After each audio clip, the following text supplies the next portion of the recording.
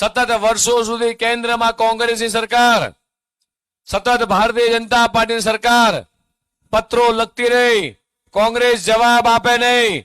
મોદી સાહેબ કે ભાઈ મારા બનાસકાંઠાના ખેડૂતોને, મારા કચ્છના ખેડૂતોને, મારા સૌરાષ્ટ્રના ખેડૂતોને મારે પાણી આપવું છે. આ પાણી માટે ટટળાવતી કોંગ્રેસ આજે એક એક વોટ માટે ટટળી રહી છે. એક એક વોટ માટે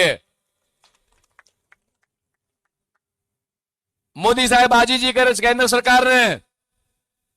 જ્યારે મુખ્યમંત્રી હતા ત્યારે કે મારી માતાઓ બહેનોના માથા બેડા ઉચકીને જાય એ મારાથી જોવાતું નથી. તમે દરવાજા લગાવવાની મંજૂરી આપો.